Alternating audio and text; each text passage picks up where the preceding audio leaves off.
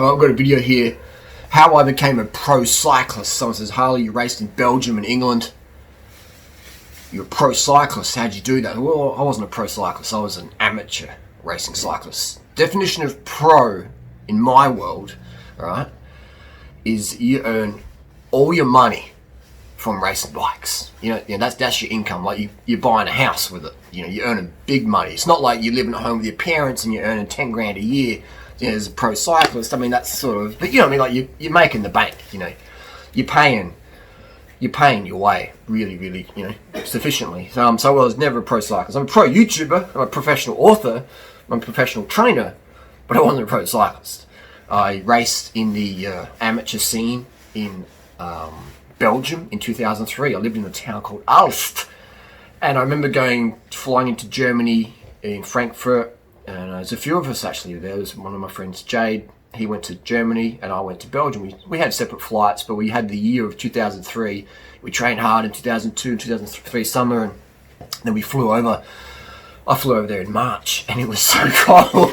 It was so cold. I was like, what am I doing? I've come from this beautiful Adelaide training weather, train the house down in Adelaide, and then come to Belgium. It's so cold. And I was turning up to these races and on cobbles, and I was just like, it was totally different racing to Australia. Totally different. It was like a mountain bike race, really. It was like a mountain bike race. So it took me a few races to get the flow of things, but it was just, wow. It was just like, the style of racing was just mountain bike race, the brake forms, and then the brake stays away pretty much. And then you just roll around the bunch if you didn't make the brake, and most people just pull out. But it was carnage. It was crashes. There was guys getting into parked cars, and there was forks snapping on the cob. It was insane. It was insane. And it was great fun. So how did I organise that? Did I have a ticket? No. This is what I did. I bought a ticket to Germany, to Frankfurt, and I think it was a 6-month opening ticket. So I was like, I'm going to go there from March till October, I think it was. And I flew over there. Didn't know anybody. No contacts. Zero contacts. Went to Frankfurt. I went to a few bike shops and sort of asked around, where's the teams? What's the deal? Just felt my way out. Just, durianrider style. Make it fucking happen. All right? Make it fucking happen. That's my style everywhere. So I went over there. So my goal is I want to ride for a little amateur team, as you do, and then you try and work your way up if you're feeling the flow. And so then I ended up in this bike shop in Frankfurt. Went to about maybe 30. It was a lot. Probably almost every bike shop. And then the last one, there was a guy called his name's Marcus. His bike shop was called Interest Cycles, and I forget his last name, but a really, really, really nice guy. He'd raced with Greg LeMond, and just a legit dude. His wife was Kai Hundemark. That's why you see me with that telecom stuff. That's because that's from a Kai's stash. Marcus gave me a whole bag of telecom kit, and for free, And so I basically stayed with them for a bit, and then worked in his bike shop cleaning bikes. He goes, I'll give you accommodation, and you work for me a few hours a day in the shop, clean the bikes, just being my handyman, whatever I want, you do it. I was like, all right, cool. And so he was really great, and he made me work for it, and I earned it. We trained in the morning with another German guy who was really good, a German rider in Frankfurt. I forget his name, but he was like really good. And so it was great training, great setup. And then Marcus was like, all right, I've got a contact in Belgium, right? And he also had a contact with Phonak, and I was like, whoa, geez, I'm not that good. And anyway, so then he's like, we'll go to Belgium, talk to this guy about Willy van der Ecke, Willy van der Ecke. And so I caught the train. I rode a certain way to save money. It's freezing cold. Freezing cold. I caught the train from a town called Aachen to Namur. Got off the train at Namur because it was like extra 10 euros or whatever from Namur to Aalst. So I rode, from Namur to Aalst. And this Willy guy is like, okay, so, where's your suitcase? And I'm like, oh, it's my backpack. And he goes, you came from Australia with your bike and a backpack, and he's like, where'd you sleep last night? And I said, I just, in the woods. And he's just like, you slept in the woods, And he was just like, all right, we'll give you a shot. He goes, your resume is pretty shit, but the fact that you slept in the woods, we'll give you a go. And so Willie made a few phone calls, and he put me up with this other Aussie guy who'd raced for him previously, but he got a Belgian girl pregnant on a night out, and this guy, his name was Wayne. He was a really cool guy, very generous guy, Christian lad, and he was a really good guy. But he got this girl pregnant at the club, She was a smoker, you know, just sort of Belgian girl back then.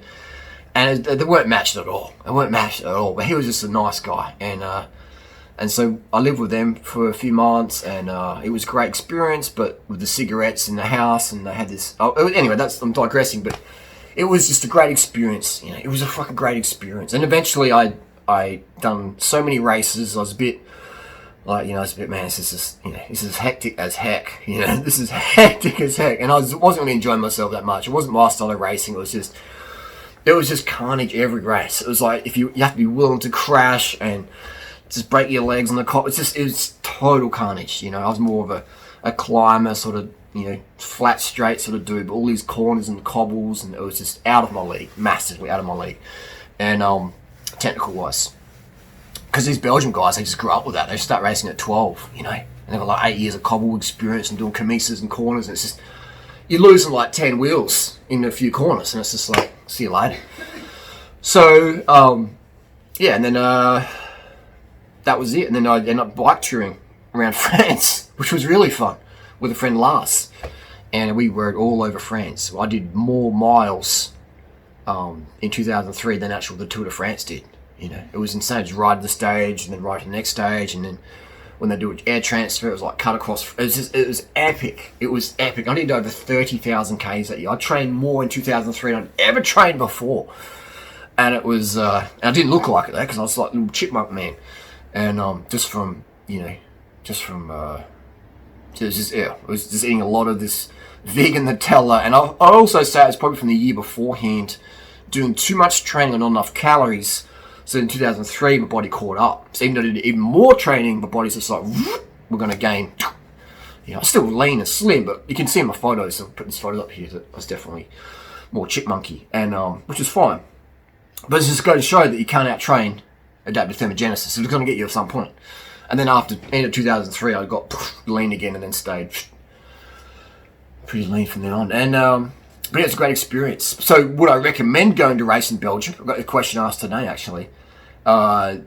Only if you've got really good technical skills. Like if you're just, you know, really, really, really, really good on technical skills, then yeah, definitely. You know, if you prefer flat cobbles, you know, just like twisting and turning and accelerating and braking, just technical. If your forte is technical bunch ability, like you're a sprinter type, you're really good on the corners and just holding the wheel and crashing and, you know, then Belgian racing is really good for you. If you're more of a climber, more of a chill sort of person, just, you know, then it's not for you at all, you know. And that was my mistake going there. I should have gone to Spain. You know, you go and race in Spain with the mountains and stuff like that. But anyway, bike racing is mad dangerous. So make sure you've got insurance. You've got to have insurance anyway to race. You know, but even if you can race without insurance, don't. Just have insurance, because you're going to, you know, the chances are your crashing is going to be very, very high. And so if you're breaking a collarbone or need leg surgery or have, you know, a concussion or whatever, and you've got to be in hospital for a week or two, then, you know, you can make sure you've got insurance there. Otherwise, who knows what's going to happen. So that's just the reality side of it as well. And when I went over there, I had insurance, which was covered under my racing license, which cost me like about $1,000 or more for that period. Would I do it? Would I have done it again? Yeah, I think it was a great experience for me. It definitely showed me what it's like to be a pro cyclist. Like I raced in the races I was doing, they were like UCI. There was rubber bank riders. There was that Lambert Credit 2000 crew. There was that would, like, you know, it was high level. You know, even the guys from Rubberbank, like the actual riders from Rubberbank, not the development squad. Actually, there was Rory Sutherland was there. Those guys wouldn't even place. That's how tough it was. You know, they wouldn't even place. Like, it was tough. It was full on. Like you got type of races, Rubberbank guys turning up, think, oh, they're gonna win. They didn't. You know, it's like, wow, this is next level shit. So that's how hardcore the racing was. That even the proper pros weren't even winning these races. You know, for many reasons. It was carnage, but it was good fun, and it made me, you know, it definitely shaped me, and I learned a lot when I was over there. So would I recommend doing it? Depends what your goals are, you know. If you want to do bike racing, it's make sure you love technical stuff. Make sure you don't care about crashing, stuff like that. Otherwise, I would recommend. Depends on what you want to do. I mean, it's like, you know, back then, 2003, there wasn't much opportunity. What else am I going to do? You know, what else am I going to do? Like, work my job back home? Yeah, you can do it anytime. So for me back then, it was great. Now, if I was, how old was I back then? 2003, born in 77. What was I, under 25 or 25-ish?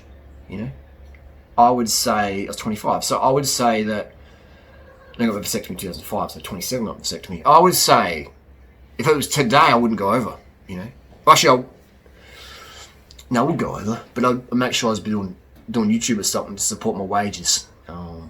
You know, but even then, like, if you want to make a career, depends on what you want to do in life. Like, if you want to be a pro cyclist, then you're going to have really good numbers really young. Otherwise, forget about it. You know, otherwise just going to waste years and years and money, just trying to be something that you'll never ever be. Right? And even granted, like, look at the pros out there now. Like, there's so many good riders who don't have a contract next year. Right? So there's an aspect of, like, I just want to go bike race and romance. Okay, cool. There's an aspect of, like, I want to be a professional rider. It's like, well, that's in you know, for most people, that's like dream world. Even for the current pros who don't have a contract next year, it's dream world. You know, it's dream world. So just being real there. In 2003, there was definitely more opportunities to be a pro rider than there is today, 100%. Now, what's more reality is a social media rider, you know, where you get such a following like I have, that even today I got Specialized, you know, have tried to take down my Instagram account because of some jersey controversy, but that's another video. So, you know, that's where, for me, anybody can be a professional cyclist on YouTube. You know, as a professional YouTuber, anyone can do that. Anyone can do that. But to be a professional road cyclist, that's like, you know, that's the nanogram % of the population. Nanogram % of the population, right? Nanogram. So, depends what you want to do. If you just want to go for a holiday, better places to go to Belgium. Belgium's like, I mean, some beautiful parts of Belgium, but in the Flanders there, we're going to be doing racing and stuff. It's pretty industrial. It's just paddocks of cow shit, and it's like, it's fucking cold. And I don't know, I wouldn't, you know, it's different now as well. It's different. It's, you know, it's not as safe as it used to be, from what I'm told. So it's a hard question to answer. I would say, you know, go bike packing in Thailand, or go through bike packing around Southeast Asia, you know. That's what I would recommend. If someone's going to do, but to answer the question, it was like, how did you know anyone over there who could put up a vegan cyclist? If anyone knows, down below, Paul Schmutz. Look him up, Paul Schmutz. He's a clean-cut lad. He's looking for a place to stay in Belgium. So if anyone out there looking for a Belgian boy, then hit up Paul Schmutz on Instagram. Maybe Paul Schmutz can leave a comment down below. And so Schmutz is looking for accommodation if he's going over there. So it's, yeah, there's an aspect of where you stay. That's something I flew over there, not knowing nothing, not speaking a word of Flemish or nothing, just nothing, just making it happen. You know, getting that experience. I wanted the experience of racing bikes. So I'm like, am I good enough to be a pro? My VO2 max says I am. My technical ability says no. So, you know, that's reality. But that was 2003. Now I'll be telling people, man, don't be a pro cyclist. Like, you know, like, be a YouTuber or something like that. If that's if you'd like to do that. So in life, you have to find out what you'd do if you're a billionaire. You know, if you're a billionaire, would you go and risk your life or your knees on cobblestones? You know, if I was a billionaire, I'd still be doing YouTube today. I'd still be uploading these videos, 100%. I'd be doing a lot of prank videos and stuff with the money as well. It'd be pretty funny. But so that's what I think everyone should do. If you're a billionaire, what would you do? I can hear Natasha in the background. So I wouldn't be with you, bro. If you're a billionaire, what would you do? Is that true, is it? So if you're a billionaire, what would you do? That's the question to ask yourself, right? And then also ask yourself a question, why do you want to be racing in Belgium or whatever? Is it for the experience, or show off to your mates? Is it for racing? Just what is the personal goal? Ask yourself that why. Because the amount of effort you'd have to put into the energy to train, you're going to train fucking hardcore, and you're going to get injured, you're going to have crashes, you're going to have drama, you're going to have all this shit. And you're not make it fucking set. You're not make any money. You're gonna spend thousands of dollars and hundreds of hours of hardcore intensity, and you're gonna get zero return. Ching, zero. So that same effort you could put into social media, then you could make shit happen. 100%. 100%. You know, 100%. So again, it depends what you want to do. That's the answer to the question, isn't it? It depends. It depends what you want to do. Hopefully that's some insight there. My life as a pro cyclist. I made more money racing in Thailand in a week in a stage race than I ever made racing in Belgium. In fact, I made $800 for a week stage race. And I only made the money because, not because I was the fastest guy there, I got 10th, or 9th, I got 9th, but because I just had good luck in the race. And so many fit guys didn't eat enough and they bonked out, and I just passed them and they just DNF'd, you know? I was like, holy heck, like, it was crazy. So yeah, that was probably the best race I've ever done. Most fun, it was unreal, man. The hospitality in Thailand is, love it. That was really good fun. Unfortunately, that race doesn't go on. I had a friend, Tamo, who was also doing the race. Tamo got 8th. Vanzuil got 5th. And every night, most nights, Tamo was bitching to the organisers. And I'm like, dude, like, we're getting paid to race, bro. This is free food, free accommodation, free everything. Quit your pitching. And he's just like, and then I was just like, dude, what are you doing? And then when he would walk off, I'd walk up to the organiser and say, don't worry about Tamo, he's got his period. You know, this is the best experience ever. And that race, that was the end of it, you know.